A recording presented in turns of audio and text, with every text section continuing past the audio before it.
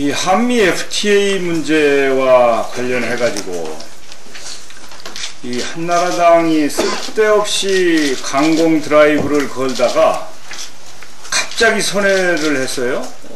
그래서 온 나라가 이 정부 여당의 잘못된 판단 때문에 정말 그 야당 법석을 떠는 불상사가 생겼는데 또 갑자기 태도를 바꾸어서 이제는 또 유화적인 자세로 나왔습니다. 이게 원래 저도 여당을 해봤지만 정부나 여당은 이런 식으로 하면 안 되는 거예요. 그냥 조변 섞게 하고 그때그때 기분 내키는 대로 정책이 왔다 갔다 하면 그거 믿었던 국민들은 어떻게 됩니까? 이렇게 한미 FTA 문제와 관련해 가지고 조변 섞게 하듯 또 국민 모두를 혼란의 도가니로 몰아넣었던 한나라당, 여기에 대해서 사과하고 앞으로 어떤 정책이든지 간에 정부 여당은 이런 식으로 정책을 하면 안 된다 하는 점을 이번 사례를 통해서 분명하게 인식하기 바랍니다. 종합부동산세도 마찬가지입니다. 8월 달에 정부가 합헌 의견을 냈으면 그걸 유지를 해야지 어떻게 10월 달에는 위헌이 됩니까? 참으로 안타깝기 짝이 없습니다. 2달 만에 이건 정권이 바뀌어서 입장이 바뀐 것도 아니고 그 나라 그 공무원 단지 장관만 바뀌었을 뿐이죠. 장관도 바뀌지 않았구나. 그 장관이 자기가 함께 하고 있는 공직자들이 8월 달에 합헌 의견을 낸 것을 어떻게 2달 만에 위헌 의견을 냅니까? 이제 내일 헌재가 위헌이든 합헌이든 이 종부세 문제에 대해서 선고를 한다고 하는데 다시 한번 헌재는 선고 기일을 연기해야 된다고 요구를 합니다. 이 우리 헌재는 대단히 소중한 그런 국민의 기관입니다. 헌재의 생명은 그 권위와 독립성과 국민으로부터의 신뢰에 있다고 생각합니다. 헌재의 판결에 대해서 과거에 한나라당은 시비를 걸었던 적이 있습니다. 그러나 헌재의 판결은 시비의 대상이 되어서는 절대 안 됩니다. 그것은 국가를 위해서 바람직하지 않은 것이죠. 그러나 정부와 헌재가 그런 것을 자초한다면 국민들이 가만히만 보고 있을 수 없는 것 아닙니까?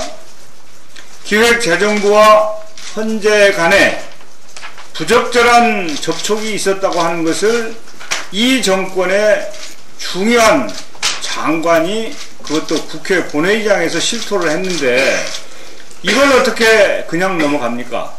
더구나 이 문제에 대해서 여야가 진상조사를 하기로 합의를 했으면 진상조사 결과를 보고 헌재가 판결을 해야, 그래야 헌재의 권위도 살고 국민이 신뢰하고 그 결정에 대해서 문제 제기를 하지 않을 거 아닙니까?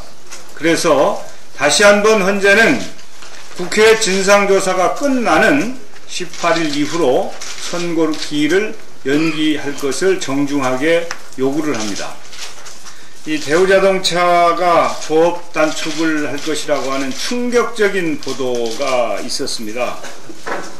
이 대통령과 정부 각 부처는 현재 우리의 실물 경제 상황을 정말 직시해야 합니다. 특별히 중소기업과 영세 자영업자들이 하루하루를 연명하기 위해서 어떻게 노력하고 있는가에 대해서 상황을 제대로 알고 대처를 해줘야 됩니다.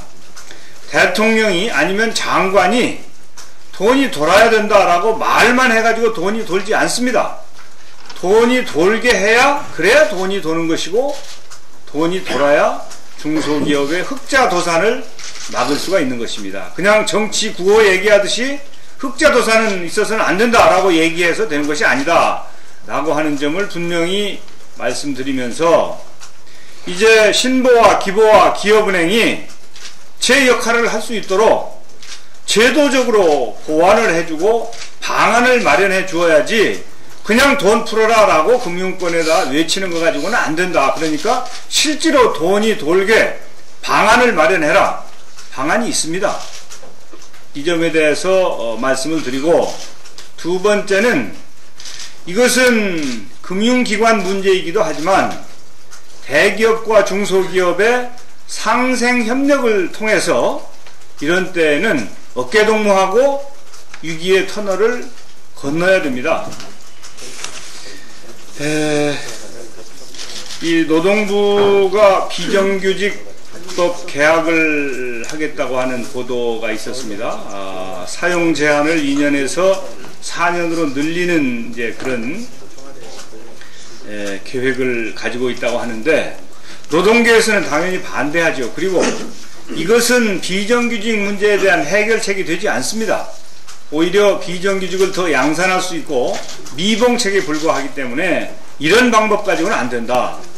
우리가 주장하고 있는 것처럼 차별 시정 제도를 강화하고 간접 고용을 제한하는 등의 근본적인 비정규직 대책을 세워야 될 때다 라고 하는 점을 말씀드리고,